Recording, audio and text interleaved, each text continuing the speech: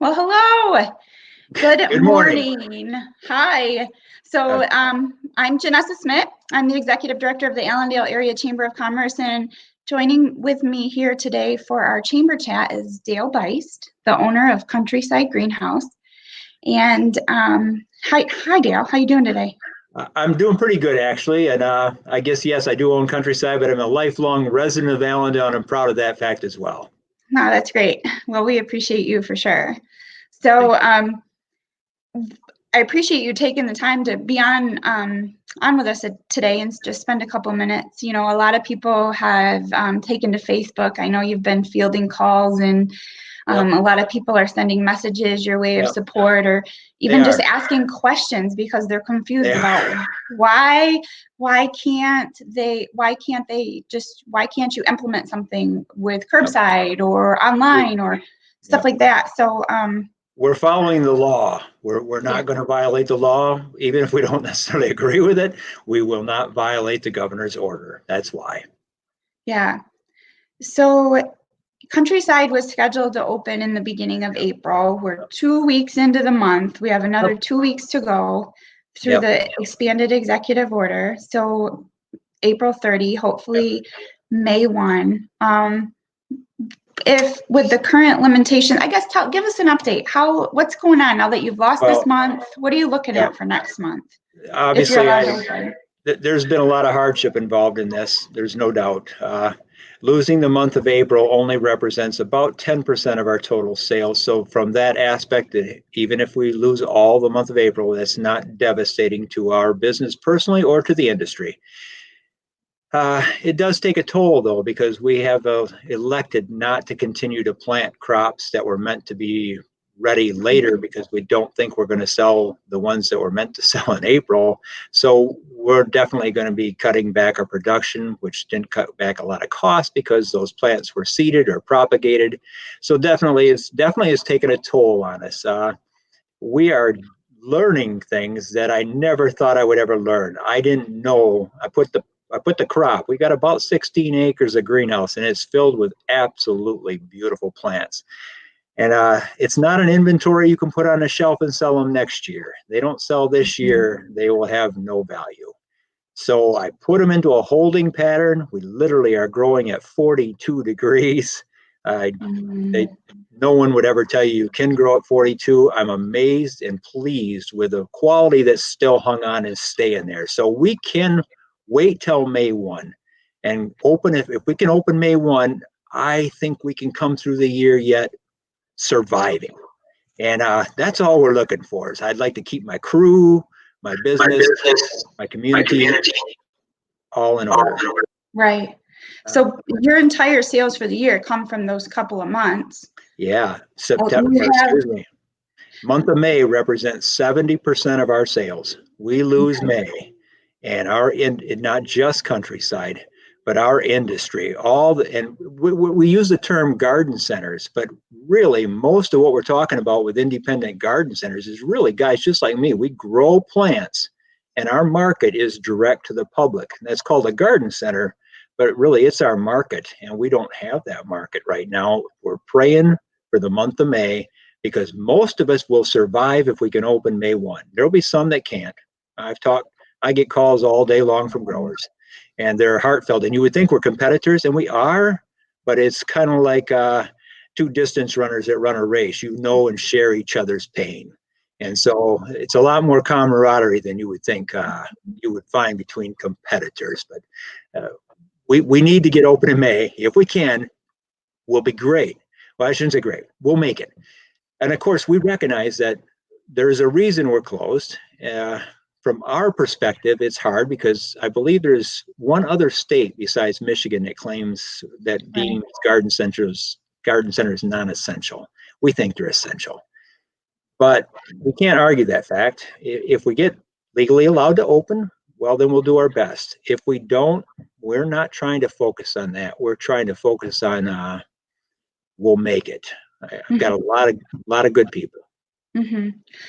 So there's people, how many people are, Yeah. normally you would have a full crew working right now. You guys would be Yep. busy and bustling, and we know we need to stay home to stay safe.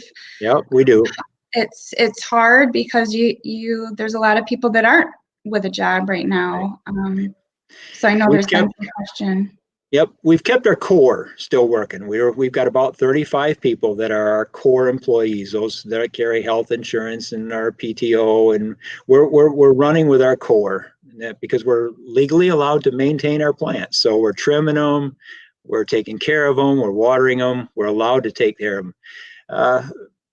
We would normally be up to at least 100 people by now. And obviously in another 2 weeks, we would be approaching 200 employees with business as normal. We know that even if we open in May, we're going to be far less than normal capacity. We won't be bringing in other products. We'll be trying to sell the crops we grew. We won't be bringing in products from other places, other states. We won't worry about having a complete line of hard goods, whatever. We will try to make it so that the customers that do dare come in have open space around them. We'll certainly follow the guidelines if given permission to open. I think there's something like 4 people per 1,000 square feet. We'll make sure that we easily comply with that. We'll have our roof vents open for fresh air. If you're familiar with Countryside already, you know our benches are all a little over, well, they're 7 foot wide, so therefore your 6 foot is already there. Our aisles are 7 foot wide, so you can actually safely pass somebody in an aisle. The cross aisles are 12 foot wide, and we won't put any displays in those cross aisles or anything like that. Typically, we might put displays just like any other store in the middle of the aisle to draw attention. We won't do any of that. And obviously, we went through and we put our best team together for looking at our checkout system and our policies and how we can change it. We've got plexiglass up to separate the customer from the cashier. There'll be no cart transfers as we've always done in the past to ensure accurate checkout. We always transferred from one cart to, we won't do that this year. So customer doesn't touch 2 carts, they touch 1. And there's plenty of space between our cashier and them. They can watch it on a screen, a computer screen, to watch the checkout, plus look through the plexiglass to watch the scanning. We'll ensure a checkout this process is clean, simple, and we'll do everything because it's in the best interest of a business owner to make sure their customers feel as safe as they could possibly feel here. We're also going to offer us something we've never had before, is an online ordering online ordering store. Now, it won't be complete because that's just way beyond what we can, but it will give people that just don't want to come in the ability to buy some plants, and we can either deliver them to their driveway at their home, or they can come in and pick them up at curbside. So we're looking at everything we can do to try to live with this COVID-19. We understand it. We take it serious. Our lives, as I like to say around here, we'll never get back to normal. We'll get back to our new normal. And that's not all bad because you can learn from every experience in life. I'm 63 years old and still learning, been in business for 38 years. Toughest thing I've ever faced. Not that I haven't faced battles before. We'll find a way. And I talk positive because I want to make sure my loyal, hardworking employees, my community, my customers know that we won't give up. Now, there's an end to anybody, but I am adamant that I don't quit. We'll find a way, even if that means in the future we're kind of a shell of our former self. We will find a way to come back. So, God bless us all. God be with us all. Learn from He's given us this challenge. This is my personal beliefs, but God laid this challenge on us. He's given us an opportunity to learn, to see His glory, and that's really all that's important about life. So I'm pretty optimistic this morning. Not that I don't go up and down like a roller coaster. I do. But right now, I'm pretty optimistic. And of course, my faith in God, that's the only way I go to sleep at night. If I don't, I pray myself to sleep. And that's right. That's something I really appreciate about you, Dale, and you've in your ability to pivot and be innovative and have a positive attitude and say, okay, how are we going to do this? So it's great to know that as soon as you're given the green light, if the governor were to say May 1, given that green light, people safe, enjoy your experience. We'll do whatever it takes to make them feel safe. We'll do whatever it takes to not just make them feel safe, to make sure they are safe. As any humanly as anybody can humanly possibly do. But we will do that. And I believe my garden center is pretty safe environment. Yeah, well, and there's been a couple different arguments for why this industry is essential, both for mental health Oh yeah, purposes and yeah, vegetable food production, supply. Yeah. food supplies, it's all part of it. Yeah, there's a lot of arguments, and people say, well, how come you can't be? I can't. I was deemed non-essential. That's just the way it is. Mhm. Of course, we've tried every avenue to make an appeal, but I can't change what is. But so I can learn to live and work within what is, and actually be appreciative of the people that have reached out and tried to come up with ways. And Mhm. again, I don't. Some people say, well, what if you can't open in May? What's going to happen? I don't even want to think about it. I, my heart goes out to my peers, my competition. Uh, some are going to be hurting worse than I am, and I've been blessed. I'm old enough that we were a strong company before this hit. We will lose we'll lose some money. That's all that matters. Is that's all we lose is some money. I'm fine. If our machine stays in place, our people have a job, they can make their house payments, they can take care of their kids.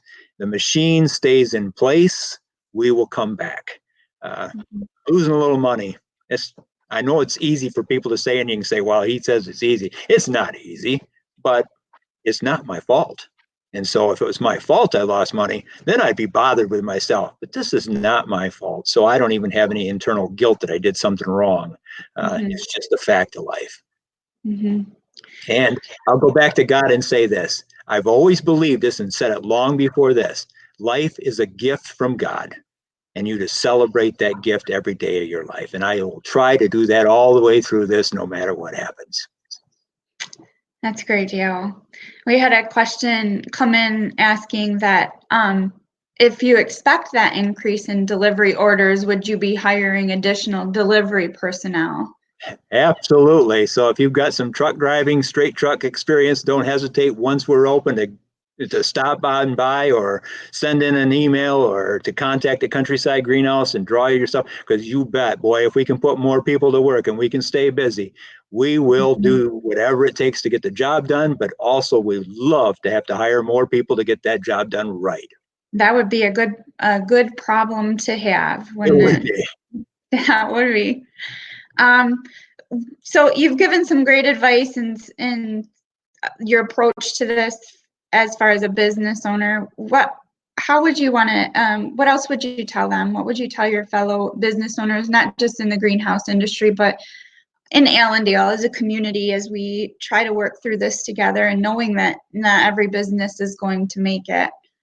I think business owners, entrepreneurs in general, the reason they chose that it's because they know that they're going to have to adapt and change. And we all know that's coming. And I think the words of saying our new normal that's coming in the future will be entirely different than our old normal. And that goes for restaurant owners. How long will it take before people feel safe to dine in a restaurant? I wish it wasn't mandated by the government, and I hope that we will get away from that, that it will be a matter of what safe environment people can provide for anything that will allow people that choice.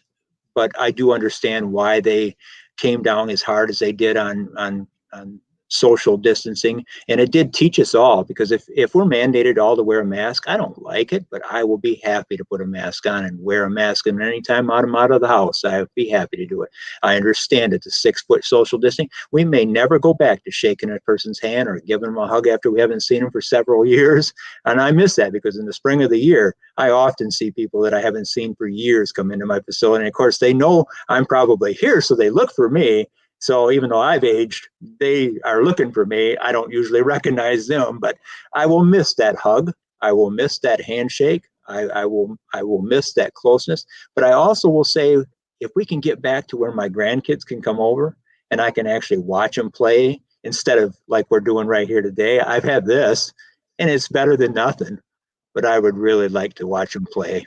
And I'd like to Mhm. be at my home. So the new normal won't be the old normal, but we hang tough. We use our entrepreneurship to figure out what it's going to take to get back in the game, to get back to the new normal, and accept the old is gone. A lot of people have a hard time with that. Well, I liked it the way it was. Well, you know what? We all did. But what do we got? What's our choices today? I mean, we'll figure it all out. Yeah. Well, like I said, I just appreciate you taking time out of your day to sit down and talk to us and share a little bit about your story and what you guys are doing there to try to maintain as we're staying home and staying safe, and appreciate your optimistic attitude, and really hoping and praying alongside with you that there could be a little bit of a balance between our public health and our economic health as a society, and that we can get back to a little to the new normal. I trust that, there's a risk to everything in life, and I'm not criticizing anybody else. I'm a farmer. I grow plants, so I'm not an expert on anything else. But I trust that we all understand there's a risk in life. And I heard one guy, he spoke to this the other day, that I heard him talking about our speed limits. And that if we slowed our national speed limit to 30 miles per hour, the tremendous number of lives we could save in a year. But we also know that it's not worth it to us as individuals to drive 30 miles an hour all over our country for every reason possible. So we elect to take that small risk. And I hope when we get this beyond the crisis, that we will all be able to accept that there's a partial small risk in life, and kind of accept that and move forward. I hope that will be the general consensus. I don't know. I don't want to. I sure hope we don't live in our homes for 18 months while we're waiting for a vaccine. I don't have the answer. Again, I'm a farmer, but I don't think it's healthy to be self-quarantined or quarantine yourself inside that home and not play with your grandkids, not see your friends in any way. Loneliness at the home, and I know I have a wife, so we still have each other. I feel for those people that don't. I feel for them. Yeah, I'm a farmer. Yeah. And you're a great one, and you're a great business person too, Dale. So, well, we'll look forward to that day when we can reunite and come into Countryside and appreciate all the hard work that you and your staff have put in, and just stay positive, and we'll stay in touch. Thank you. Thank you. Okay. Thanks, appreciate Dale. all you do too.